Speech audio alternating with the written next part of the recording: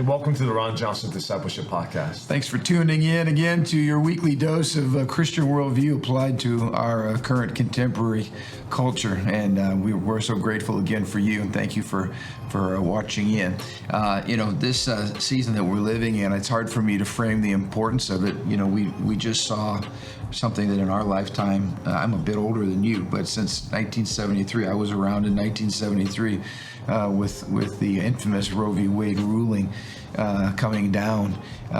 We're coming to an opportunity, a historic opportunity, especially as Hoosiers, to really define the abortion and life as we move forward, and really begin creating Indiana as a beacon, as a state that promotes life and liberty throughout the nation.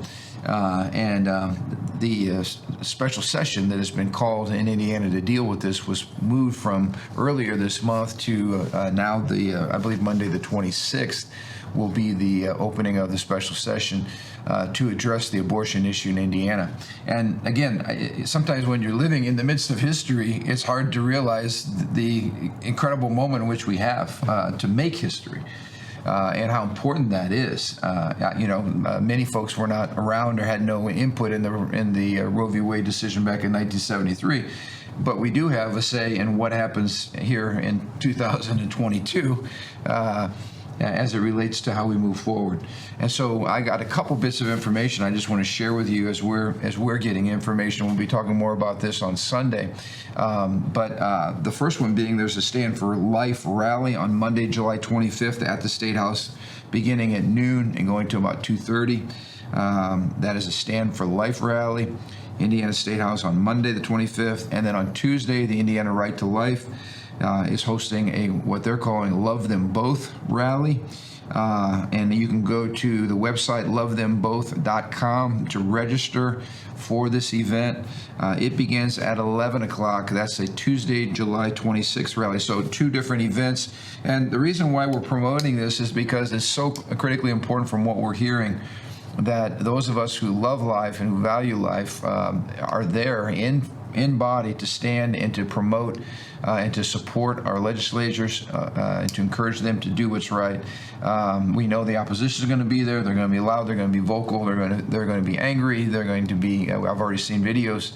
We know what that crowd is like. They're going to be present, and it's just so important that we're there to let our elected officials know that we are the majority in this state, and we want to see a culture of life, recreated. So. And that's, I just, even as I say this is not normal for most of us. We're trying to raise our kids, work our jobs,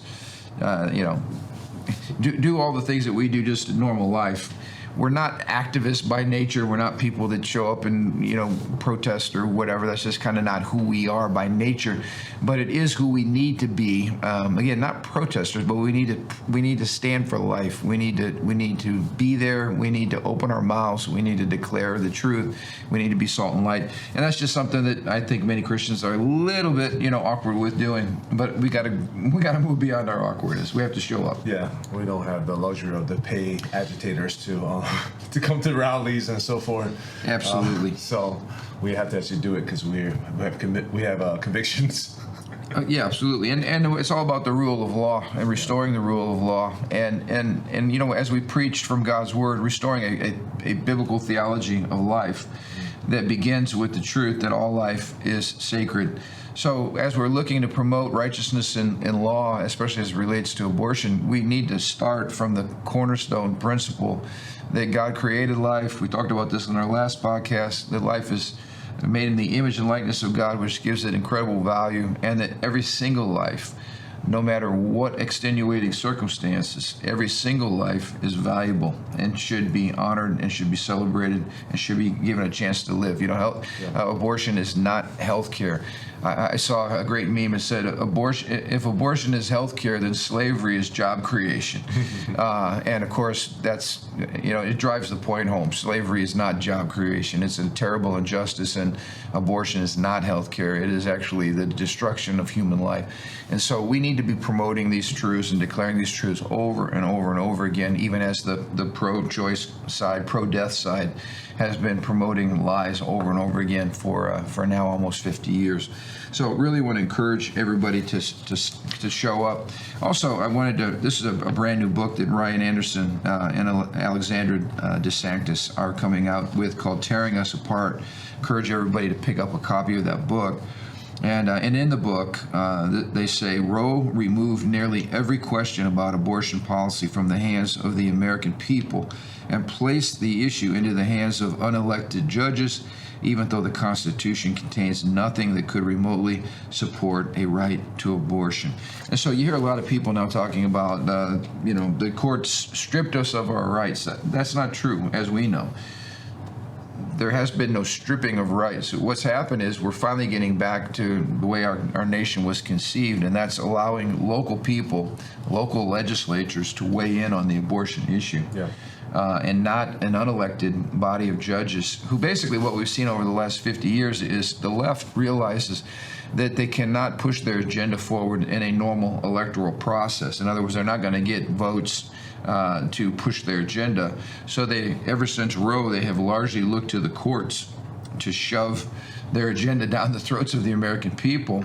And if they can just elect enough liberal, or place enough liberal judges on the courts, then they can push their agenda, even though the American people find it offensive. Well, this is not going to be the case anymore because now this is going back to the people, which is the way it should be. Yeah, and people talk about these conservative justices. No, I don't like those terms. No. Democrat, Republican justice. It politicizes the court. Absolutely. What you're looking for is judges who are doing their job, which is, we even have a term originalist, because I don't know what other terms should they be. You interpret the law based on the Constitution, and the Constitution is, probably the greatest hindrance to all these different things that the woke radical left is trying to push. Right. So I remember I listened to a podcast. They talk about how, I guess, Justice Alito's, in his opinion on this case, they went through two tests. These are tests that judges should go through. First of all, is this right enshrined in the Constitution, such as right to bear arms or right for free speech? Is not. Yeah. The second test they do is, would the founders, or when they enshrine those things, would they have understood this particular issue in context of what's going on based on their time? Right. And they look back then, and it's like, no, that's not the case. Yeah. In other words, and there was nobody supporting of abortion back at the framing of our Constitution. I mean, that would have been shocking for anybody. Or I think they used like the whatever amendment, the privacy, whatever amendment, Right. and when they passed that amendment, that wasn't the discussing the issue. Right. So again, to me, those clear rules are great ways for not just for us, for everybody, because it provides framework and constraints on the justices, so they're not just like, I feel like it or it seems right to me. You have to be based. The Supreme Court, all the justices should be under a constraint of law. Right? Exactly. And so people might not like the decision, but they got to understand this is good for the nation because there's a constraint. I don't like it when conservative judges make stuff out of their own either. No. Be under the constraint of the law. We're all accountable to something. Well, this was interesting because even the judges who would not be strict originalists, all right, like Ruth Bader Ginsburg, for instance, who was strongly in support of abortion, she called the right to choose in legal terms, she said Roe was a heavy-handed judicial intervention. In other words, the court stepped in with a heavy hand and intervened and just made a decision that was, as she said, when you use heavy-handed, that means that the court took a lot of liberty. We would call it activism. Yeah, she's the icon for all those different things. Yeah, so again, like, she understood that legally that was a stretch. Yeah. And that's been the whole point. Regardless of where you stand on the abortion issue, the justices admit that was a stretch. It was creating rights that were not in the Constitution out of thin air to make a decision on an issue, and then very much politicize the issue, because these issues again were meant to be decided locally at the most local level, hearing the voices of the people. And that it's not happened. Now we see a situation where almost every case is politicized and every case is an act of judicial activism. Yeah, and what it does is cause more division in the country. Just to decide it in court does not settle the case in any ways. In the hearts of the people. Yeah, in the case, it's just got more volatile and more divisive in America today. Yep, exactly. So let's get involved. That's the bottom line. Get involved, please. We're gonna be providing phone numbers. Call your elected officials. Encourage them. If you can't get down there, please call. Weigh in on the issue. Your voice really does matter, and it's for such a time as this. And just think of, again, the lives that are at stake in America. I was just told by one of our elected officials that because other states already have trigger laws in effect surrounding us, outlawing abortion, that there's been a huge influx of people coming from other states to Indiana because we have not ruled on the issue to receive abortions, which is a tragedy. You know, so here Indiana now is becoming through Planned Parenthood and the abortion industry. We're actually facilitating abortions from states around us who have, drawn a line. So we really do need to act. We need to act quickly, and human life is at stake. And so get involved. So let's get back, and we're going to continue our discussion on a strange new world that we have been introducing. Like, how in the world do we get to where we are today? Especially in the area of sexual ethics. And we began this discussion a few weeks ago by simply bringing up an illustration. I would say hypothetical, but it's not really hypothetical. It's very practical, of the phrase, I am a woman trapped in a man's body. Now, if you were a physician and I came to you back in, say, the 1950s, and I said, Dr. Andrew, I am a woman trapped in a man's body, what would be your treatment plan? I wasn't exactly sure, but to me, it would be seen as a mental illness. Right. If I took it seriously, if I didn't think you're joking around with me, I would say, hey, we probably need to go see us.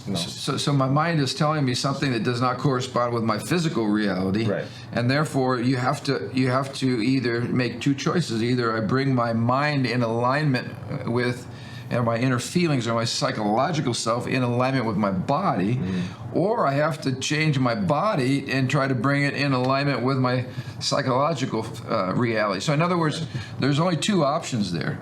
You, back in the 1950s, would have landed on the option that the mind needs to be brought in alignment with the body.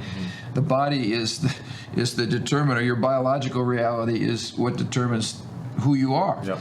But nowadays, just the opposite is happening. And I go to Dr. Andrew, and he would say, well, here's your options. Basically, transgender therapies to bring your body in line with what you're feeling about yourself. And then we're asking the question, how do we get there?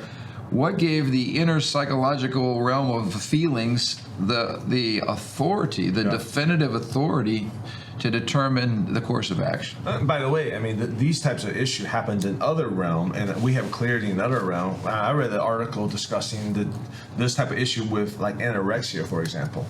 Because great point. I don't understand that very deeply. I'm looking into it, but the article basically says, anorexia, you feel like you are obese even though you're not. So you keep fasting, even though. So there's a disconnect between your physical reality, what everyone else sees is what your doctor might see, and what your mind perceives, which is how you look to yourself. So this is a great example. So everybody around you is going, honey, you need to eat. You're literally starving yourself to death. Yeah. But the person, if we're celebrating their authenticity and their inner self and their inner feelings, they're saying, no, I'm fat and I'm overweight. And we're like, no, your bones are sticking out. As far as I know, people, maybe things have changed now, but as far as I know, people still in the medical world, they see that and they treat you to deal with your mental illness, to try to align your mind with what. Because if they don't, you're going to destroy yourself. And it's interesting that we could make the same argument. Sure. For the transgenderism. So the authentic self has a slippery slope if you talk about other issues. Right. And so anyways, yeah. So it's only used in the realm of sexuality, basically. I'm nervous you'll move to other areas too, so I don't know. Ask me in a few years. But it's interesting, like we say, because this is the problem. This worldview is very highly selective in its application. And when you try to apply it to other situations that are the same, it kind of it blows up, it falls apart. Yeah. At least at this point it does. Right. So, we're also making a statement that this decision today to now begin to basically mutilate one's body to try to conform it to a gender that it was not created as is not a scientific decision. In other words, the science can talk about the body and science can explore the mind, but science cannot talk about authority, philosophical authority, why one has authority over the other. Those are philosophical or theological discussions. It's not scientific discussions. But now, so even the debate today cannot be put under the banner of, well, this is what science is showing. This is not what science is showing. In fact, it's really kind of anti-science. And yet that's the direction, that we're moving. But let's talk a little bit about this. The Bible deals with recognize the awareness of our inner selves and our feelings. We got David in the Psalms, which I love the Psalms. David many times is saying, talking to himself, why are you downcast, O my soul? He's recognizing the reality of his depression or his anxiety or his fear. Over and over again, we see this in the Bible. The Apostle Paul is struggling with the fact that inside he's got lust, he's got desires that are not godly, and he's aware of those desires, and he's wrestling with those desires. Yeah. St. Augustine wrote his treatise called Confessions, where he revealed the inner workings of his heart and some of the dark things he was struggling with, and just wrestling with flesh and sin and all of those things. And so the Bible recognizes that. How would you say the Bible, though, our understanding of the Bible is different than the current understanding of inner feelings and self? Yeah, I think you and I talked about this before. We're not anti-emotions, nor are we anti-introspection. We're not just saying doesn't matter what you care, how you feel, just do it, suck it up in all arenas. And we have gone through series talking about the importance of dealing with shame and dealing with emotions. Getting your heart healed. Getting your heart healed. Emotions are important. Emotions are we call it the dashboard of what's going on in our body. Right. But there's a big difference between paying attention to our emotions, caring for our emotions, getting healthy emotions, versus allowing our emotions and our deep areas of introspection to become our compass. Or our authority. Authority, yeah. So you and I, when we analyze what's going on the inside, we do it through an external grid, recognizing there is a God, we're created by God, our emotions are part of us, but our emotions are not the whole story. And that from a Christian perspective, recognizing that our emotions are very fickle and they're actually a very lousy guide to reality, although we don't deny that they're real. But I guess we recognize there's an external reality greater than our internal feelings. Yeah, we recognize. I mean, how many times at night you're super tired and you're just everything's wrong and everything gets on your nerve. Your wife gets on your kids on your nerve. And your wife is you should probably go take a nap. Or just go to bed. Right. You're not in the next morning. You're just wow, I feel so much better. Or how about this? You're starving and everything annoys you, and someone throws you a Snicker bar, or you eat a meal, and all of a sudden you're those are the moments that tells me wow, my emotions are fickle. Yeah. And so even as we do perform introspection, as we process emotion, a lot of times I process an emotion with someone else, because here's the big issue. We recognize, because we're limited humans, we have mega blind spots. Yeah. And when it's your blind spot, it's your blind spot. You cannot overcome your blind spot, or it wouldn't be your blind spot. That's why I need other people, external forces, external context, like the Bible, like my friends, my wife, to come and say, hey, I know you feel this way, but you're a little bit out of context right now. Right. So you slightly overreacted. Yes. Or why don't you pause a minute before you act on those internal impulses, because they might not lead you to a good place. Or take a nap. Or eat something and then talk to me. Which tells you that your physical condition can influence your body. Can influence your emotions. It all works together. But it's interesting. We're going to look at a couple major historical figures today, thought leaders, that laid some of the seedbed of how we got into the crazy world in which we're living today, where whatever I feel is real and you have to validate and celebrate it, and et cetera, et cetera.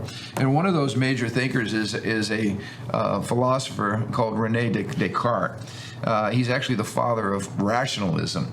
And he was living in a time where the church was largely corrupt and governments were corrupt, and it was leading up to the Enlightenment period, and where he began to just radically question the basis of knowledge. Epistemology is the philosophical study of how you know something to be true. How do you know what you know? Yeah. And so we can talk about our senses, we can talk about our minds, we can talk about revelation. Of course, Descartes was a Christian man, as were all these early philosophers. They were not anti-God in any way, but he was just really questioning what is true and where can I find solid ground to base my beliefs in reality. And these are good questions that philosophers used to wrestle with. How do I know what I know is true? Yeah, how do I know what I know is true? And if I'm questioning everything, so he was a mathematician, and the reason many of these folks loved mathematics is because 2 + 2 = 4 all the time. I mean, they found certain truths that were true, true to the mind. There's no other way they could not be true. In other words, they were theorems, they were foundational truths, and mathematics had that kind of certainty. So they were looking for certainty, like mathematical certainty for the rest of life. And so Descartes questioning everything. He radical skepticism about everything. And finally, he came to the fact that, wait a minute, somebody is doing the questioning. Somebody is skeptical. Somebody's asking all the questions about what is true, and that somebody is me. And he came up, of course, with that famous maxim, I think, therefore I am. So somebody was doing the thinking, and the person doing the thinking must be real, and therefore that was for him, rational thought was the foundation of certainty. Yeah. But again, so how does that differ? Because Christians certainly believe in rational thought. But what's the problem with rational thought and the person doing the thinking from a Christian standpoint? Well, we're still limited. Again, the Christian thought by itself says we are limited beings, So there's a whole degree of revelation that goes beyond it's necessary. rational. Yeah. So if human beings are fallen, then that believes our emotional realm has been tainted by sin. It also believes that our thought processes have been tainted by sin. So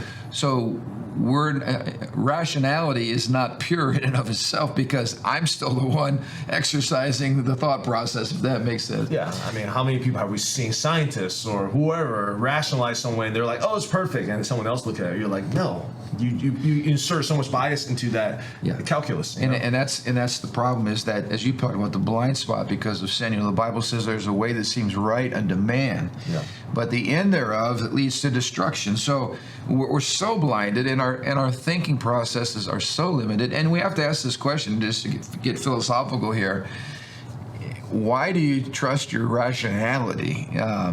If your rationality is somehow cut off from God and you're the locus of knowledge and authority, why do you trust your brain and the processes of your brain to lead you to a good conclusion?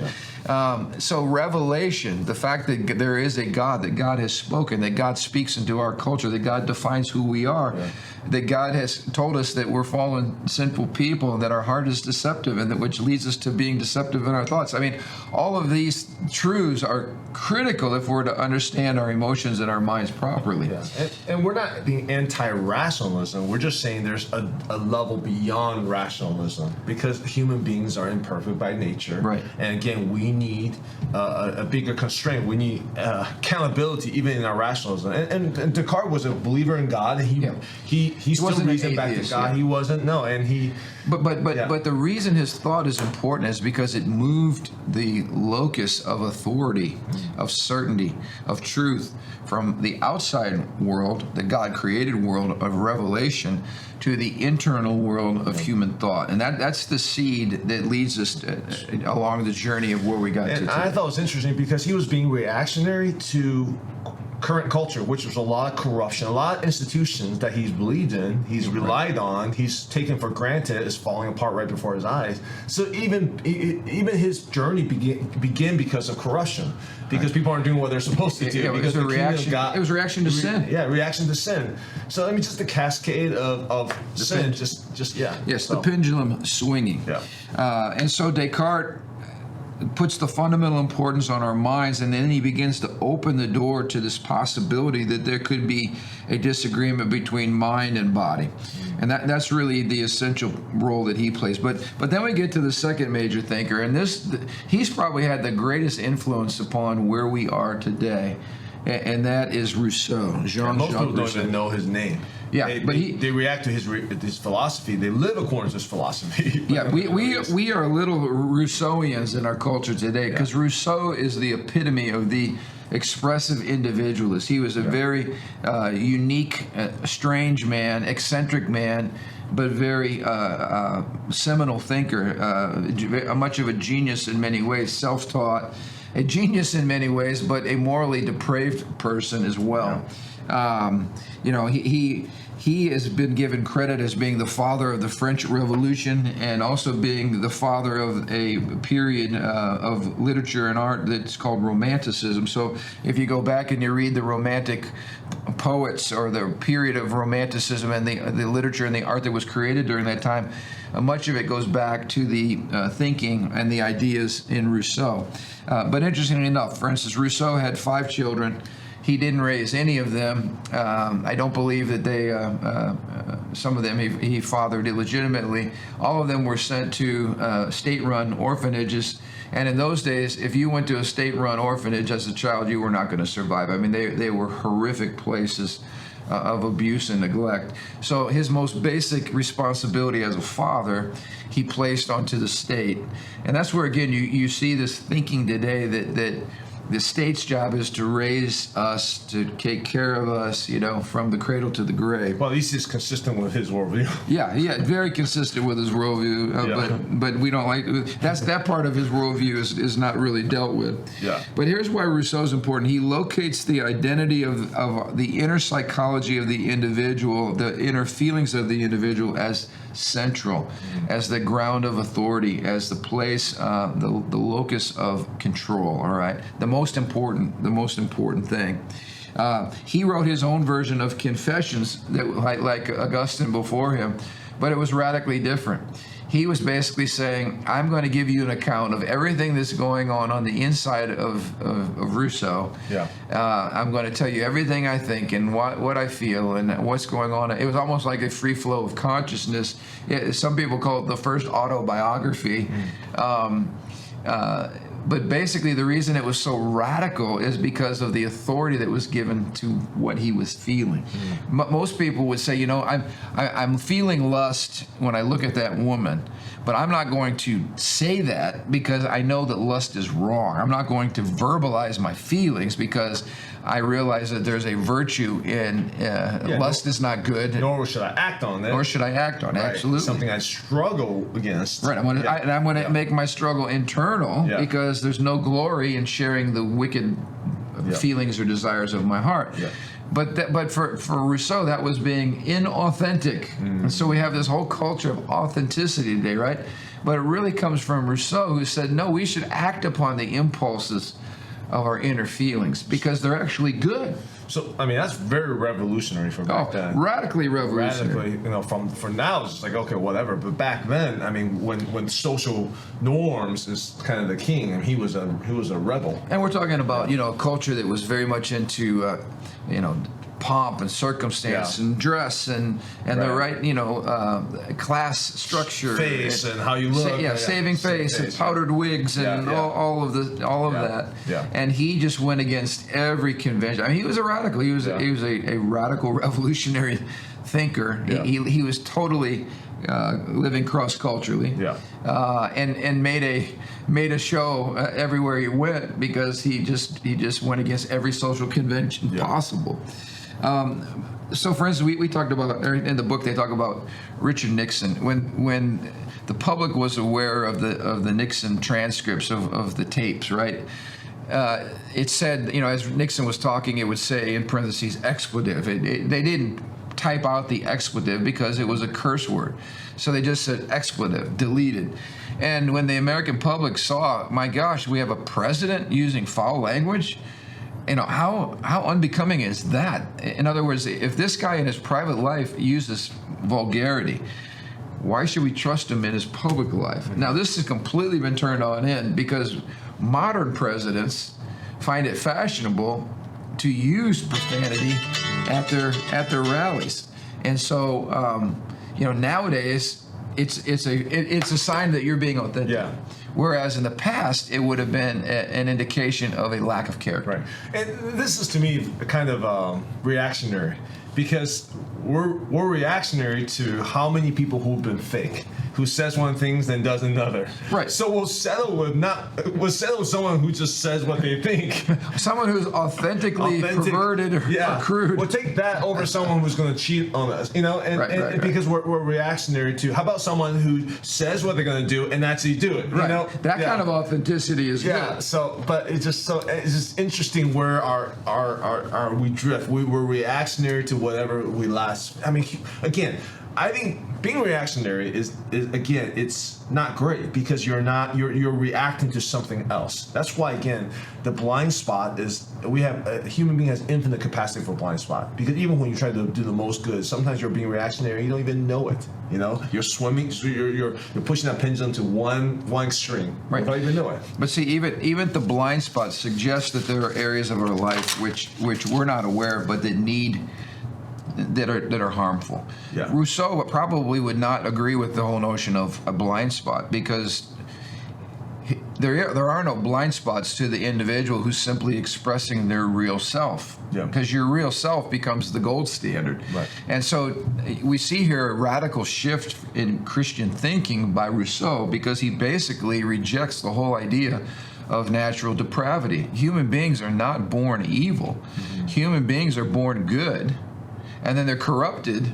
by evil institutions. Yeah. It's the family that's evil. Now, it's interesting, we pointed out, Rousseau did not believe that the state was evil. He actually believed that the state's job was to force men to become free, which is a paradox. It's the introduction of government and forced tyranny for your own good. Yeah. We're Sounds going familiar. to, we're going to, the state's going to be the liberator.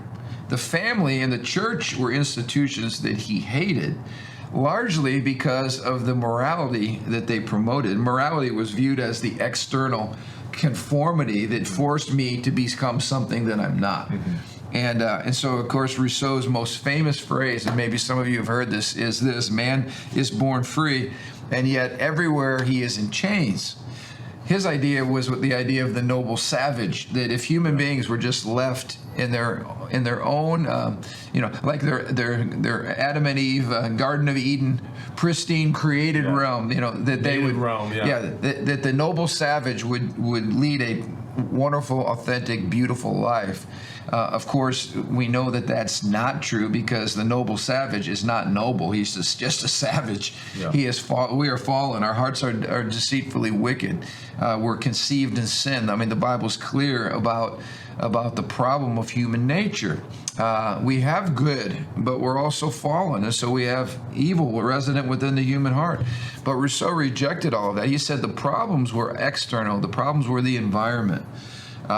If people are society, all the evil institutions, family, and of course, Rousseau's ideas led to the French Revolution, which was a bloodbath. In fact, I want to quote here from Chuck Colson's book, How Now Shall We Live?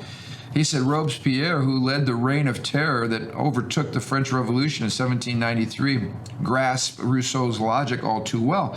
He and his fellow Jacobins understood Rousseau's call for force to include condemnation and execution of all who opposed the new order, resulting in the imprisonment of 300,000 nobles, priests, and political dissidents, and the deaths of 17,000 citizens within a year. So Rousseau's ideas were taken by his contemporaries to lead into a revolution that was by government force that led to the slaughter of thousands and thousands of people. And these folks hated government, at least the old government, and they hated religion. This, very much of what's happening in America today is the spirit of the French Revolution. Yeah. It is unbridled self-expression. It is the hatred of any kind of morality, any institutions that put any limitations on self-expression, the family and the church, and the conservative state that's ruled on the basis of law. And we see this big push today. It's really a Rousseauian push for how government should function, and this whole notion of burn it all down, where we see destroy the system. and use violence if necessary. It's very much Rousseauian. And you and I just had this discussion, this process of using the arms of the government to liberate people so that people can be their authentic self simply doesn't work. I mean, you don't have to be a rocket scientist to understand it. I mean, you see it in our world today. You use the strong arms of tech companies or corporate America or the political culture, whatever, to destroy this institution. And what you do is you erect another institution that simply takes its place, and this institution is forbidding free speech and cancel culture, which is no longer allowing free expressions of people who oppose your views. Yeah. It's like a universal acid, to use the term again, and one of the things the authors brought out in their book, you and I talked about this Rousseauian concept does not produce a common shared life experience. It's a lousy foundation for government, because if I'm trying to be authentic and you're trying to be authentic and be true to you, then you and I are automatically adversarial from the start, because you're a threat to my authenticity. Yep. And I'm a threat to your authenticity. Now, that's just two of us. Right. Imagine what happens when we have a world. Right. I mean, you destroy all the dissenting voices. Are you never going to have dissenting voices again? You're always going to have dissenting voices in this world. And why is it that our authenticity is never embraced? Well, because we don't have as big a microphone. We don't have the money. We don't have the political influence. So it's not all authenticity is celebrated. Yeah. It's just authenticity that lines up with your view of reality, your view of society. So to those who really truly buy into it, and there's people who just use this philosophy as a vessel to promote what they want. It's really about power. I think there are some who truly, more naively believe in these authentic views. You got to be able to, in our culture today, see cancel culture has canceled all kind of authenticity. It's saying, hey, you can't say this. You can't say this. That's hate. That's blah blah blah. Just because you're throwing some label on it doesn't mean that that's not authentic to who they are. Are you committed to authenticity, or are you committed to power? And that's the question I want to ask. And that's what annoys me, because you can see this logic. You have one regime that comes to liberate the people. The regime becomes twice as bad as the previous regime. I like that. Are you committed to authenticity, or is it really just a screen? If you truly are committed to authenticity, you realize this process does not actually release authenticity. Authenticity in itself has limitations because of what you just said. Right. And if two authentic people have authentically different ideas about how they want to express themselves that are in conflict, how do you solve or resolve that issue? This is where there has to be a meta-narrative. There has to be a larger story. Yeah. There has to be an outside source of truth that actually speaks into our context. And the Bible provides all of this. We live in a God-created world. God created human beings. God has spoken in the Word. He's communicated to us how we should live. And He's given us a basis for the common good. He's given us an external source of reality that helps us interpret what's going on the inside. At the same time, validating what's going on the inside, but also providing some boundaries for that expression.